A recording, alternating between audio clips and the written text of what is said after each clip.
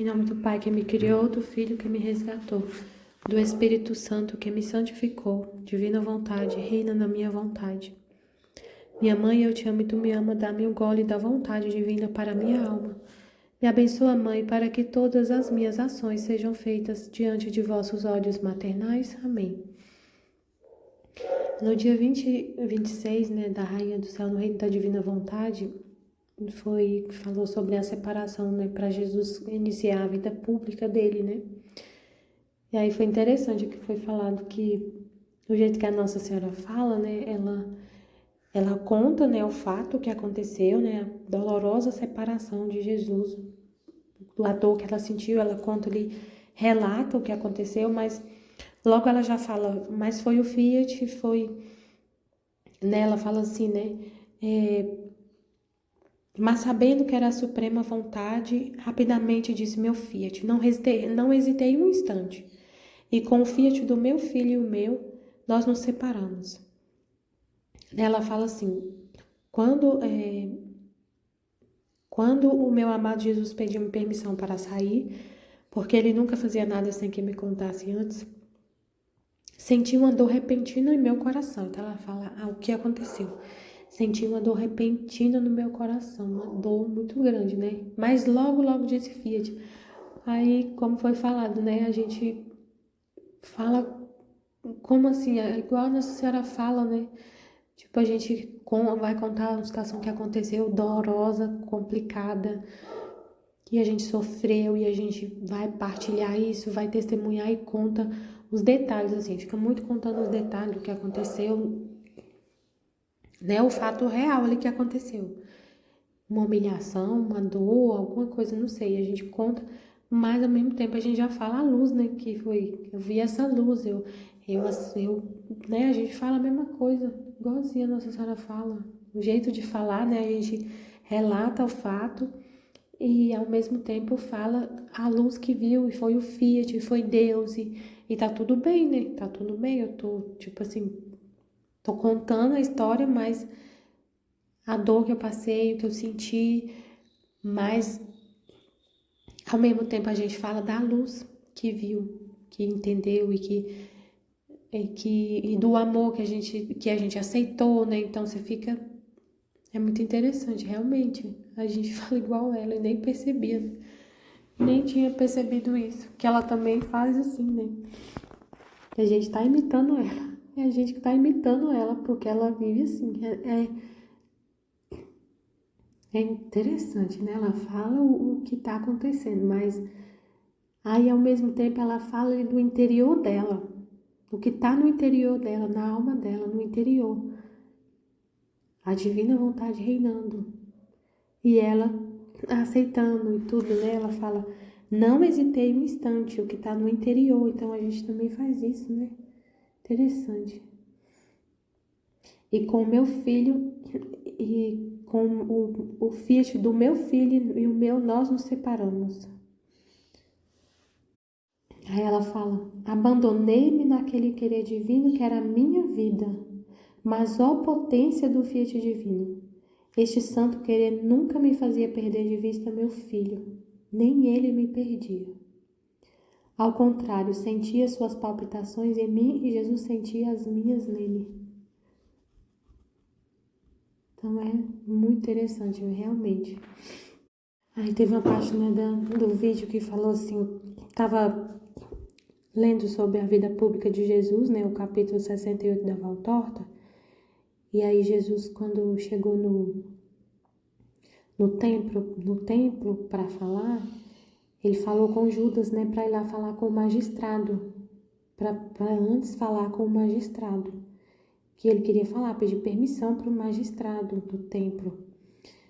E aí a gente percebe assim que Jesus é a divina vontade, né? Então, se a gente olha, se a gente presta atenção na vida de Jesus, você tá vendo como que a divina vontade age. É ali a divina vontade em pessoa.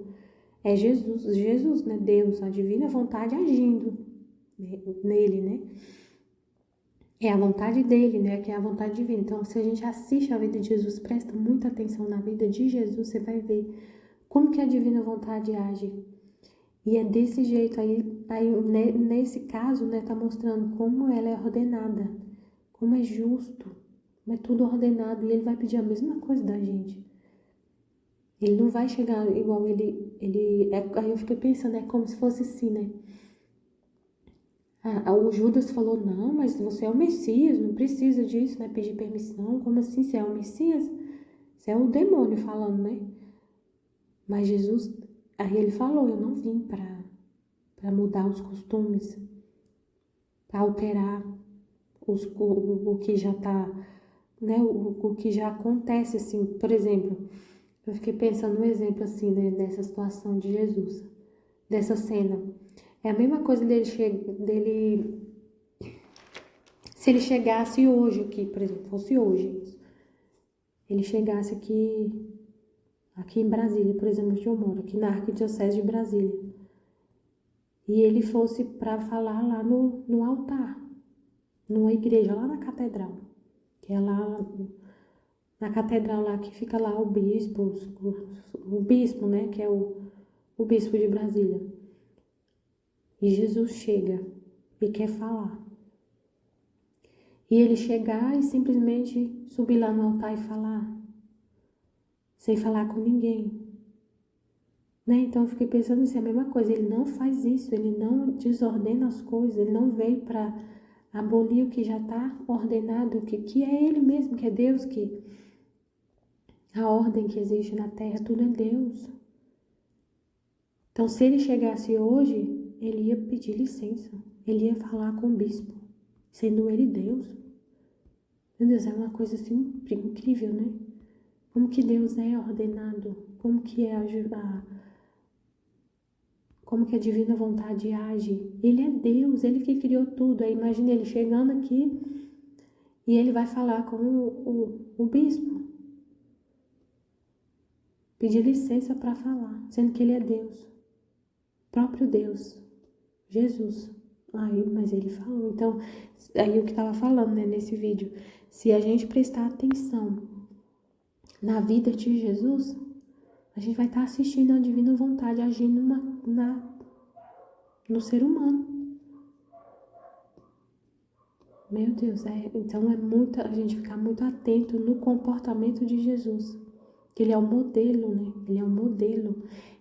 Ele é o filho perfeito, o modelo, o exemplar que a gente tem que seguir de um ser humano.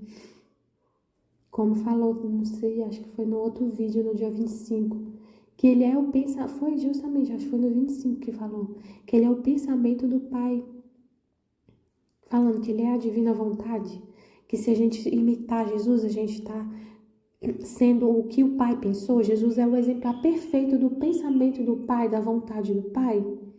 E se a gente olhar para ele, imitar ele, a gente vai estar vivendo na divina vontade. E aí tem a mão torta, por exemplo, para a gente imitar, para a gente olhar, para a gente contemplar como Jesus agia. Quando ele chegava num lugar, mesmo ele sendo Deus, o Filho de Deus, ele pedia para falar. Ele não invadia os lugares. Ele não invadia. Então, se a gente está numa situação, tudo que acontece na nossa vida, a gente tem que olhar para Jesus, para a vida dele. E ele facilitou muito isso, né? Porque ele deixou tudo escrito, ele trouxe na nossa mão esse material para a gente poder contemplar a vida dele. Incrível. Aí, o que foi falado, né? Que é para a gente perceber nos escritos que lê os escritos, lê a Valtorta, com esse pensamento de ver como Jesus age, porque é o jeito que é pra gente agir, é pra gente imitar. Ele é, como foi falado, ele é o pensamento do Pai, ele é o exemplar perfeito que a gente tem que imitar. Então, como viver na divina vontade é olhar para Jesus. Então, se a gente olha, a gente lê os escritos, o que Jesus está falando, como ele agiu, o que ele fez, com esse olhar, com essa intenção, com esse foco, sabe? De ver a divina vontade agindo, como que ela age. que vai ser a mesma vontade que vai estar agindo na gente. Então, a gente prestar atenção nesses comportamentos de Jesus, no que ele fala, o jeito que ele faz as coisas. A gente vai estar vendo ao vivo a divina vontade, agindo no ser humano. Então, Jesus, a gente vê ele sendo governado pela vontade do Pai, né? E a gente não vai ser, né? Próprio Jesus, que é Deus, governado pela vontade do Pai, e a gente não vai querer ser, a gente perceber isso, né? E aí falou, Jesus não veio para mudar as leis e os costumes, veio para cumprir perfeitamente, ele falou isso nesse capítulo 68 da Valtorta. As regras de convivência na Terra foram estabelecidas por Deus, a gente vê isso na Bíblia, falando isso na Bíblia, foi Deus que estabeleceu essas regras de convivência que a gente tem na Terra. Então Jesus não veio para mudar isso, mas para cumprir perfeitamente, porque é justamente a vontade do Pai que estabeleceu tudo isso. Então ele veio para cumprir, não para mudar essas regras, mas para cumprir. Não tirou nenhum, não veio para destruir, não veio para mudar a lei, nem os costumes. Tanto que ele chega lá no templo, sendo ele Deus, e pede, eu quero falar. E fala com o magistrado, porque é isso que todo mundo fazia. E ele não veio para... sendo Deus, ele fala, eu não vou fazer isso porque eu sou Deus, eu não tenho que pedir licença para ninguém. Eu que sou o criador de tudo. Não, ele não fez isso. Então é a divina vontade. A gente pensa, a divina vontade que é assim. Aí foi incrível, né? Nessa primeira pregação de Jesus, ele já falou o que ele falou. A primeira coisa que ele falou foi sobre o amor, sobre o perdão. Quando ele falou no templo, né? Ele falou sobre o amor. Nossa, foi impressionante o que ele falou aqui. Amai também aos que amai também aos que vos ofendem. Porque a lei falava, né? A lei falava. Na relativa luz que até aqui te foi concedida, que o que foi dito para os homens naquela época, até então, gente, é muito incrível isso, né? Até então estava falando. E eles não poderiam ter feito mais, porque sobre ti ainda pesava a irritação de Deus, pela culpa do desamor de Adão, e te foi dito. Então, olha o que eles sabiam, o que eles tinham recebido de Deus, a instrução que eles tinham recebido. Na relativa luz que até aqui te foi concedida, que é o conhecimento, né? A luz é o conhecimento. Então, até então, o que eles tinham recebido de luz? Ama aqueles que te amam e odeia o teu inimigo. Ama aqueles que te amam e odeia o teu inimigo. Essa era a luz que tinha. E inimigo para ti era não somente quem ultrapassava as fronteiras de tua pátria, mas também quem havia faltado para contigo em particular, ou que te parecia ter faltado. Inimigo era para ti não somente quem ultrapassava as fronteiras de tua pátria, né? Não era só os que invadiam, né, a pátria o lugar que ele estava, mas também quem havia faltado contigo em particular, ou que te parecia ter faltado, onde o ódio aninhava-se em todos os corações, visto que qual é o homem que, querendo ou não ofende ao seu irmão? Então, o ódio, gente do céu, muito incrível isso aqui, né, que Jesus revelou. O ódio reinava ali no coração de todo mundo, um vivia odiando o outro, porque a lei falava, ama aqueles que te amam e odeia teu inimigo. E todo mundo era inimigo, porque sempre alguém... E inimigo, aí Jesus falou, inimigo, ele está explicando como era o pensamento, como era a regra ali, né? Inimigo era só... Não era quem tinha faltado com você em particular, ou que parecia ter faltado. Então, que parecia ter faltado. Então, quem não falha? Todo mundo falha. Então, o ódio reinava ali no coração de todo mundo. Aí Jesus veio e trouxe a lei do amor. Ama o ódio aninhava no coração de todo mundo. Aí ele falou, aí eu vos digo, ele trouxe a luz. Uau, por isso que fala a luz, né? No Evangelho de João falou. A luz veio ao mundo, a luz, a própria luz. Gente, ele tinha uma relativa luz. Agora vem o sol e desce na terra. O sol todinho, a luz completa desce na terra para falar. Nossa, que incrível. Amai também aos que vos ofendem. Amai também aos que vos ofendem. Fazer isto pensando que Adão, e por meio dele todos os homens, são prevaricadores perante Deus, e não há ninguém que possa dizer, eu não ofendi a Deus. Contudo, Deus perdoa. Então eles falavam, odeia quem vos ofende. E todo mundo um ofende ao outro, todo mundo. Mas agora aí ele trouxe a luz, mas todos ofendem a Deus, e Deus perdoa. Então sede igual a Deus, e perdoe também. Mas como assim Deus perdoa? Perdoa, porque o homem desiste na terra. Né? Ele está falando isso.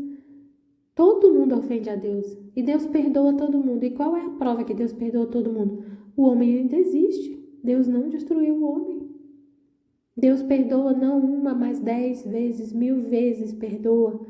E a prova, o fato, e disso é prova o fato de o homem ainda estar existindo sobre a terra. Perdoai, pois, como Deus perdoa. Se não fizer pelo amor ao irmão, faz por amor a Deus. Então ele trouxe a luz completa, a luz. Ele é a própria luz. E ele falando, perdoa porque Deus perdoa. E a prova disso é porque o homem existe na terra. Mesmo ofendendo a Deus, todos ofendem, e ele continua enviando a vida. Vocês não estão vivos, então perdoa como Deus perdoa. Incrível. Muito incrível o que Jesus falou.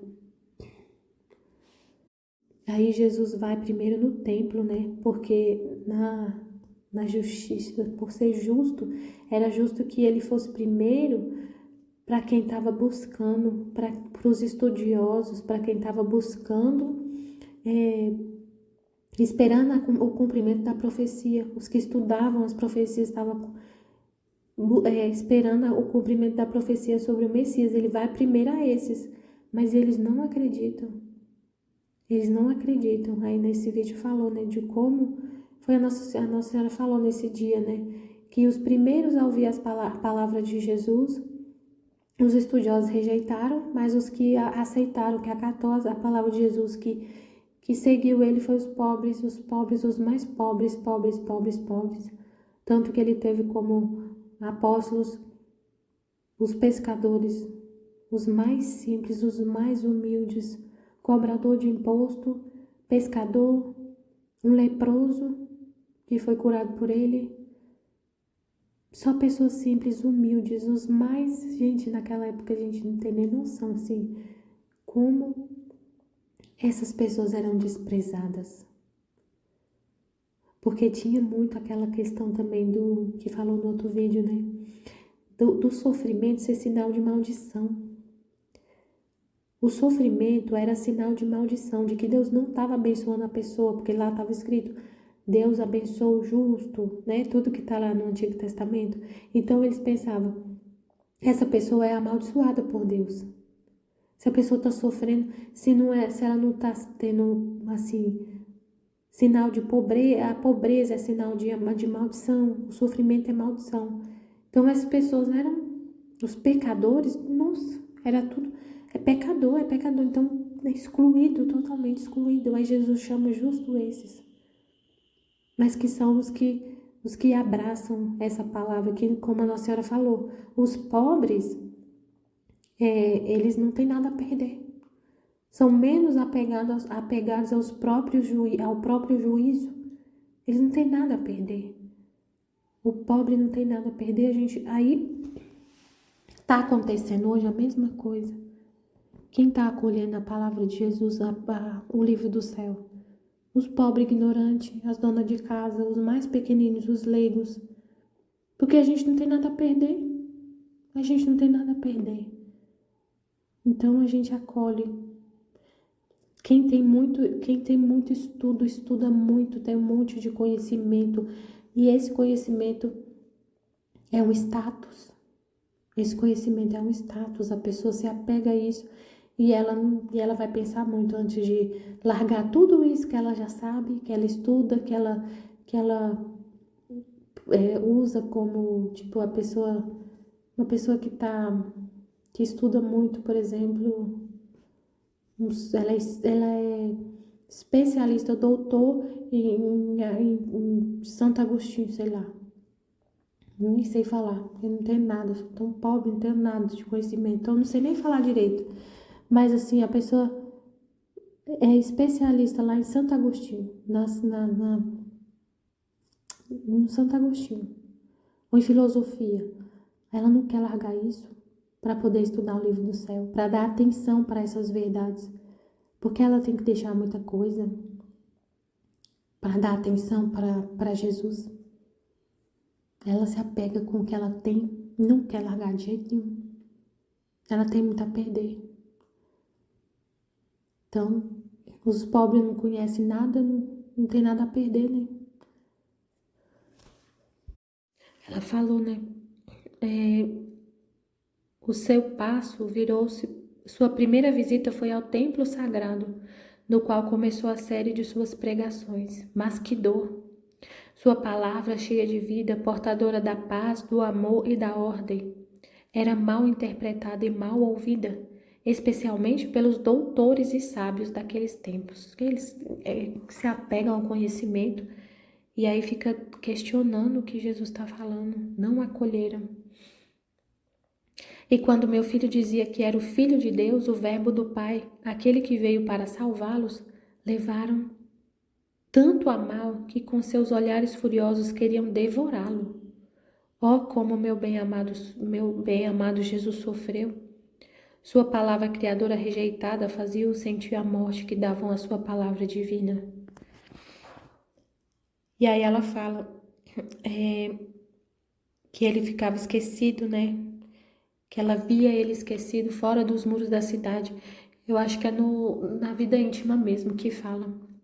Eu lembro de ter lido na vida íntima, quando Jesus começou a vida pública, que ele relata o sofrimento que ele passou, a rejeição, que ele passou fome, que ele não tinha onde dormir, ele ficou lá no relento.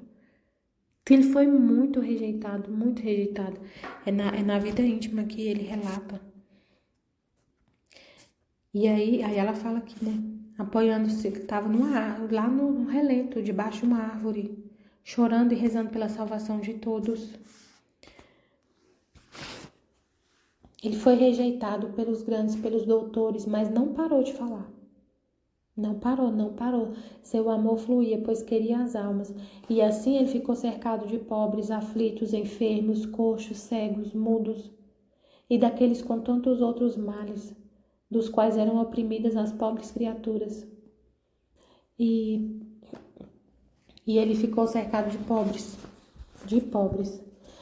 Pode-se dizer que foram os pobres pastores que por sua visita receberam-no em seu nascimento. Desde o nascimento de Jesus, quem segue ele é os pobres, os pequenos.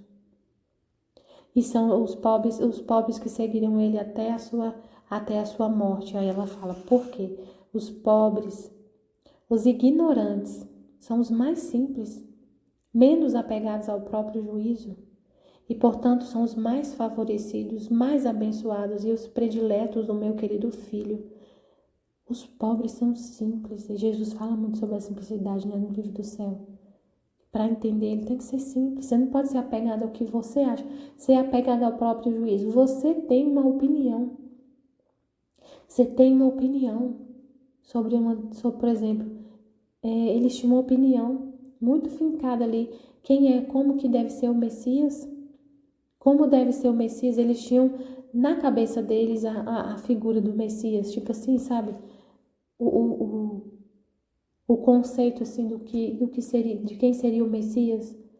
Aí quando veio um que não cabe na cabeça deles, eles são muito apegados ao que eles acham. O Messias não, como vim da Galileia, vim De Nazaré? Ah, não. No meu próprio entender, o Messias viria não sei da onde, rei, não sei das quantas, desse jeito, queria aparecer brilhando. Então, no meu conceito é assim. Então, Nazaré, vim de Nazaré, filho de um carpinteiro? Não, não, não, não. Então, ele é apegado ao que é o próprio juízo e rejeita Deus. E o pobre não é apegado ao próprio juízo. Os ignorantes, os pobres são mais simples, não são apegados, não tem nada a perder, não conhece nada, então fica com o que Deus está falando. E até hoje é assim. Até hoje, muita gente é apegada ao próprio conhecimento e não quer dar atenção para o livro do céu. Porque já tem seu conhecimento, está cheio de conhecimento e não quer abrir mão, não quer dar atenção para Deus, porque realmente Deus está falando. Aí falou assim, né, que a pessoa que tem muito a perder, assim. Aí, por exemplo, eu fiquei pensando numa pessoa assim que tem muitos seguidores no canal de YouTube, muitos seguidores, e ela já fala ali de um assunto ali, até fala de Deus, mas fala de um assunto ali fala do evangelho só, né? Fala da Bíblia, do evangelho. E ela fala da história da igreja, fala de Santo Agostinho, sabe? E aí ela tem muitos seguidores e a pessoa ela não vai deixar de falar, e às vezes e aí tem muita gente que tem interesse, né? Tem um interesse de continuar com esses seguidores. Ela tem muita coisa, ela tem muitos seguidores, ela tem a estima das pessoas, ela é rica dessas coisas. Então ela não vai deixar.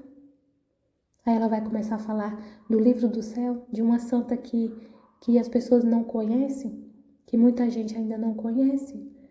Aí ela vai perder, então ela tem muito a perder, ela vai perder a atenção das pessoas, entendeu? Então assim, hoje tem muito isso, né? As pessoas, quem tem muito a perder, não quer deixar, não quer largar o osso, aí não vai, eu não vou falar desse livro porque nem muita gente que conhece, então não vou falar disso. Então, aí Deus não consegue. A pessoa não quer, né? Na verdade, a pessoa não quer ouvir, não quer dar atenção para esse livro que não vai manter ali o que ela tem. Que a pessoa quer continuar sendo seguida, querendo ser estimada, querendo ter aplauso, né? Então, ela vai perder isso e ela não vai querer falar. Aí teve uma parte que falou de como que acontece essa questão da pessoa conhecer o livro do céu, porque parece que tem alguma coisa assim, tem gente que não pode até ter acesso ao livro do céu, mas não consegue, sabe, se interessar e tudo. Tem gente que não se interessa, nem chega a conhecer, outros leem, mas não se interessam. O que muda, o que acontece, né? É um mistério para poder. Parece que o livro do céu fica fechado. Uma coisa assim que eu fiquei pensando. Aí eu fiquei pensando, Senhor, o Senhor coloca um anjo com a espada flamejante na porta do paraíso? Fiquei pensando nisso, né? Nessa parte que estava refletindo. Como que acontece isso? Da pessoa que lê o livro do céu e vive isso e se interessa e abre e compreende essas verdades. E se a gente compreender, meu Deus, você não quer pensar em outra coisa, você larga tudo, você encontrou o tesouro, mas assim, nessa parte, né, que falou sobre isso, eu fiquei pensando, o livro do céu é o paraíso, essas verdades é o paraíso, é o Éden da alma, então tem um anjo com uma espada flamejante para que o paraíso está fechado, e aí o que fecha o paraíso é a vontade humana, então isso que eu fiquei pensando, aí eu lembro, não lembro qual trecho que eu li, mas não vou lembrar qual que é, que Jesus fala que é a vontade humana, que que faz a gente não compreender o que a divina vontade, compreender a divina vontade. É a vontade humana que coloca uma pedra, né? Que faz a gente não compreender a vontade divina. E se você não compreender, você não vai amar. E se você não amar, você não compreende. Então é como o padre, na homilia do padre Overland, né, tava falando. Ele falando isso, né? Uma homilia que a Aline colocou incrível do padre, falando que a gente não ama, a gente não conhece quem a gente não ama. Que sempre fala, né? Você não ama o que você não conhece. Mas o contrário também é muito verdade. Você não conhece aquele que você não ama. Que muitas vezes a gente não consegue compreender Deus por falta de amar a Deus. Se não tem amor, não compreende, você não vai compreender o que ele está falando. Porque assim, ele estava explicando, né? Você não compreende o mandamento de Deus, por exemplo. Você não compreende o mandamento porque você não ama, você fica questionando o que ele está falando. Você não ama ele. Aí você questiona lá no fundo do seu coração, você fica questionando aquilo que ele está falando. Não ama o que ele falou. Não quer fazer o que ele falou, não tem amor. E aí você não consegue compreender, não entra na sua cabeça. Você fica querendo mudar Deus. Então, assim, a vontade humana faz a gente não compreender Deus. Não compreender essas verdades. E se não compreende, como se o livro do céu ficasse fechado. A vontade humana faz a gente ver tudo de cabeça para baixo. A vontade humana faz a gente estar cego. Porque a gente fica olhando pro nosso eu, né? E não olha para Deus, não. Então, eu fiquei pensando nisso. A vontade humana é o problema, a vontade humana que faz a gente não compreender. Mas é um mistério mesmo, né?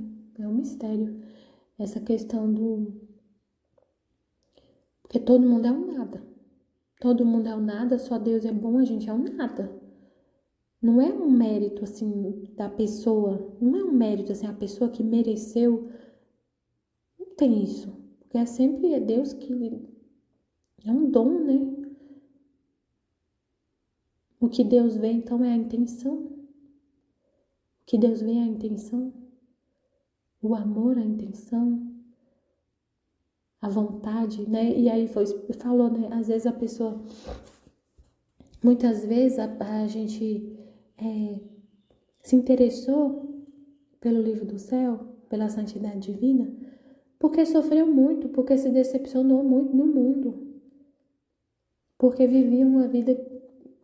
Estava sofrendo muito, decepcionado, já não encontrava mais graça, já tinha... Não encontrava mais... Estava num beco sem saída, como se fosse assim. E aí a gente fala para Deus, eu não quero mais, se decepcionou tanto com a terra, se decepcionou tanto, que